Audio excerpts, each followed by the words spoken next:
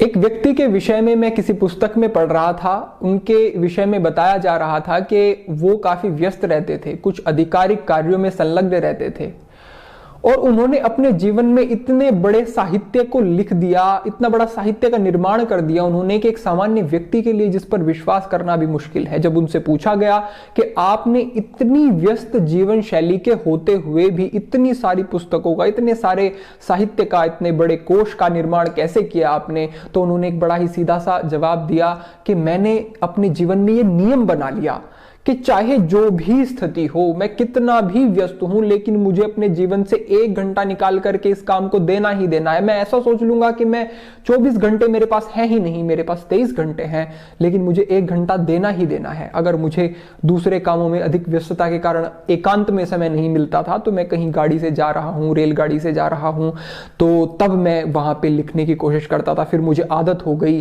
कि मैं कहीं भी बैठ करके, इतना एकाग्र हो गया मेरा मस्तिष्क कि मैं कहीं भी बैठ था और लिखना शुरू कर देता था, मैं आराम से लिख पाता था।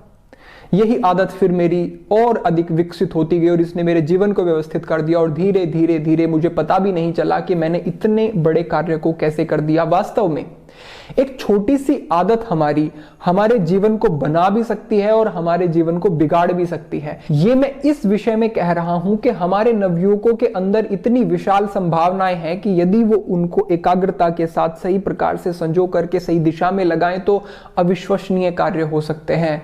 लेकिन यदि वही ऊर्जा उनकी ऐसे कामों में व्यय होती मुझे दिखाई देती है जो कि उनके जीवन में कोई किसी प्रकार का अच्छा बदलाव नहीं लाते हैं, और अच्छा बदलाव तो छोड़िए, वो उन्हें और घटाते हैं, उन्हें कम करते हैं उनकी योग्यताओं को। अगर मैं कहूं कि सोशल मीडिया एडिक्शन, हम बहुत बहुत देर तक सोशल मीडिया पे अपना समय व्यय करते रहते हैं, हमारा समय नष्ट होता रहता है, और जब हम देखते हैं कि कितना समय हमने सोशल मीडिया पे व्यतीत किया तो घंटों घंटों हमें पता नहीं लगता कि एक चीज के बाद दूसरी चीज सामने आ रही है, दूसरी के बाद तीसरी चीज सामने आ रही है। हम जैसी चीजों को देखना शुरू करते हैं, इनका ऐसा एल्गोरिदम है कि वैसी ही चीजें फिर आपके सामने आती रहेंगी। और अधिकांश आप ऐसी चीजें देखते हैं जो मेरा अनुभव कहता है जो कि आपके जीवन में कोई बदलाव नहीं लाती हैं, और फिर वही चीजें बार बार सामने आती हैं और आपके इंटरेस्ट को बढ़ाने के लिए ऐसे ऐसे थंबनेल लगाए जाते हैं, ऐसे ऐसे टाइटल लिखे जाते हैं, और हमारी जो एक स्वाभाविक भावनाएं होती हैं उन पर चोट करते हैं लोग। ये चीज समझनी बहुत ज्यादा जरूरी है कि हमें बड़ी ही बारीकी से, बड़ी बुद्धिमत्ता से, बड़े ही सोच समझ करके सोशल मीडिया का प्रयोग करना है। आज के समय में एक जगह पर अच्छी चीजें भी हैं, लेकिन अच्छी चीजों के ऊपर भरमार है गलत चीजों की। आप अगर YouTube खोल करके बैठते हैं तो आपको बहुत अच्छी वीडियो भी उस पे मिल सकती है, लेकिन आपको उन चीजों को सर्च करना पड़ेगा। अगर मैं देखता हूं कि अगर एक यूजर पहली बार YouTube पे आता है तो रिकमेंडेशन में, उन सब चीजों में अधिकांश चीजें वो होती हैं जो कि आपका हर स्तर पर पतन करने वाली होती हैं। तो आपको उन चीजों को ढूंढना पड़ेगा जो आपके लिए जरूरी हैं। वो आपके पास खुद चल के नहीं आएंगी, गलत चीजें खुद चल के आपके पास आ जाएंगी। तो आपको अपने स्वाद को बदलना है, आपको अपने जीवन के स्तर को ऊंचा उठाना है, अपनी सोच को आपको ऊंचा उठाना है और सही चीजों में रुचि बनानी है। ऐसा नहीं है कि आप सोशल मीडिया से अच्छा नहीं सीख सकते, हाँ निश्चित रूप से, लेकिन अधिकांश चीजें मैं फिर से कहूंगा आपका पतन करने वाली हैं। तो इस तरफ आप विशेष ध्यान दें। अगर मैं अपने जीवन की एक छोटा सा आपको बताऊं कि एक ऐसी स्थिति रही कि जब मेरी इतनी एकाग्रता हुई कि अब मुझे आध्यात्मिक शास्त्रों को पढ़ना है, अब मुझे शास्त्रों में क्या है, कैसे दिया गया है, उसको जानना है, तो रुचि बहुत ज़्यादा बढ़ गई। और उस रुचि के चलते एक के बाद दूसरे, दूसरे बाद तीसरे, ऐसे मैं पढ़ता गया आगे। और फिर मुझे इतना एक कहूँगा कि सात्विकता व्यक्तित्व में आ जाती है व्यक्ति के, कि फिर वो उन सब चीज़ों को बड़ा ही उसे बुरा लगने लगता है। जब कोई भी चीज़ आप कुछ अच्छा पढ़ रहे हैं, कुछ शास्त्र पढ़ रहे हैं और फोन में आप सामान्यतः आपने उठाया और कोई ऐसी चीज़ आ गई जो कि आपके मन को मलिन करने वाली है, जो कि आपको कहीं ना कहीं नुकसान पहुंचाने वाली है, मानसिक तौर पे भी, शारीरिक तौर पे भी और आध्यात्मिक तौर पे भी, तो फिर वो आपको सहन नहीं होती है। वही मुझे भी अनुभव होता था कि मैं जब भी फोन उठाता हूं तो ऐसी कुछ ना कुछ चीज आ जाती है मेरे सामने जो कि मेरे लिए उचित नहीं है। तो फिर मुझे लगा कि अब मुझे एक छोटे फोन की आवश्यकता है, क्योंकि कई बार होता था ना कि कॉल इत्यादि भी हमें रिसीव भी करनी पड़ती हैं, कोई हमारे आत्मीय जन, कोई ऐसे बंधु जिन्हें हमारी किसी सहायता की आवश्यकता है तो फोन कर सकते हैं। मुझे लगा कि अब मैं एक छोटा ऐसा फोन लेता हूं जिसमें कि बस जो केवल फोन कर सके जिससे और फोन उठा सके, ऐसी व्यवस्था करता हूं।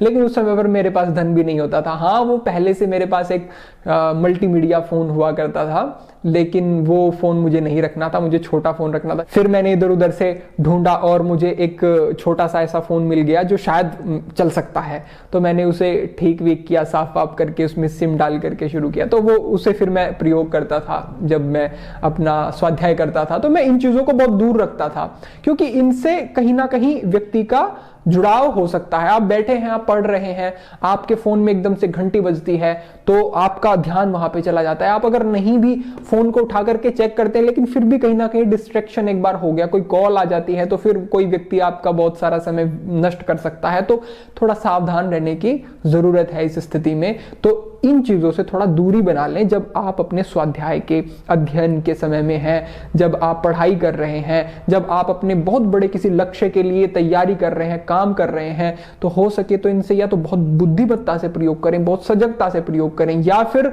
इनसे थोड़ी दूरी बना लें तो वो बेहतर है। जैसे कि मैं एक उदाहरण देता हूं, एक व्यक्ति कहता है कि मुझे शराब तो मैं अब छोड़ रहा हूं, अब मुझे नहीं पीनी है, बस घर में रखी है तो कोई फर्क नहीं पड़ता, रखी है, मैं पीता तो नहीं हूं। तो बहुत संभावना है कि जब उसे अंदर से ऐसी चाह उठेगी कि मैं मदिरा पान कर लूं, तो वो जाकर के उठा करके उस दारू को पी सकता है।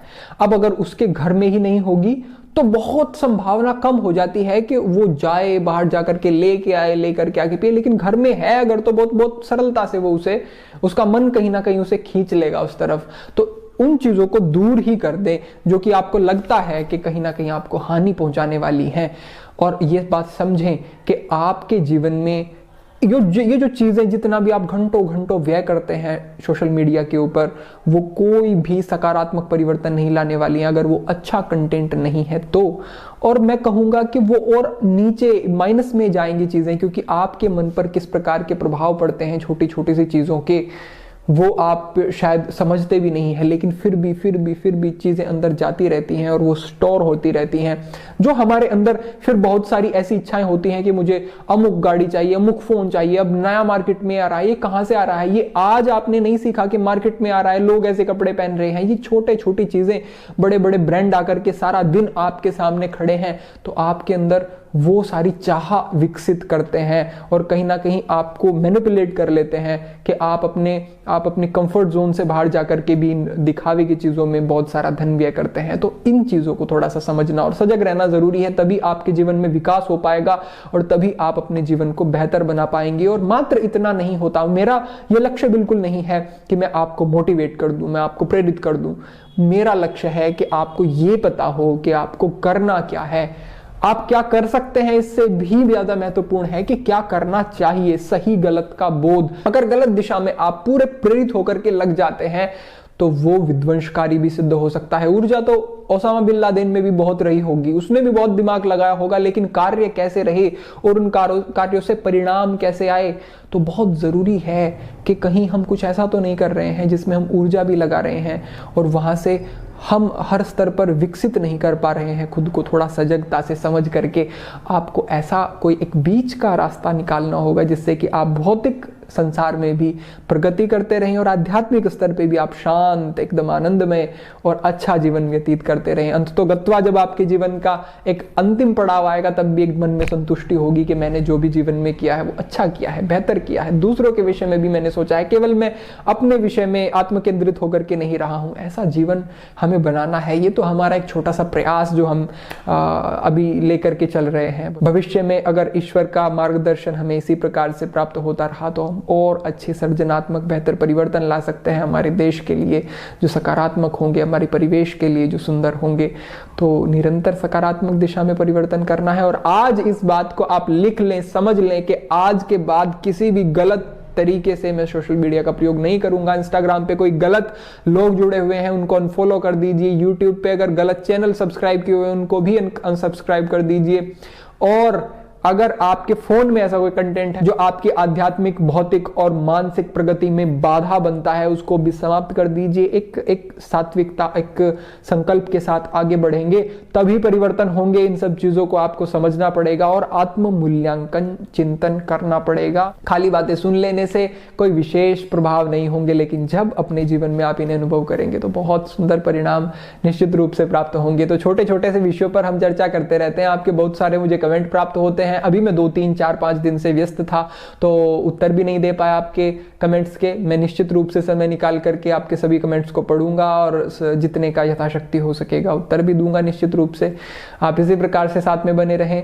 आपकी सकारात्मक प्रतिक्रियाएं और आपका सहयोग निश्चित रूप से आवश्यक है। इसी प्रकार आप जो भी आपको सामग्री अच्छी लगती है, चाहे वो मेरे चैनल के माध्यम से हो, चाहे वो किसी अन्य चैनल के माध्यम से हो, उसको अधिक से अधिक संप्रेषित करें। इन वीडियोस को आप आगे भेजेंगे तो दूसरे व्यक्ति भी प्रेरित हो सकेंगे और एक अच्छे परिवेश का हम निर्माण कर सकेंगे। तो आज के लिए मेरा आपके लिए यही संदेश था।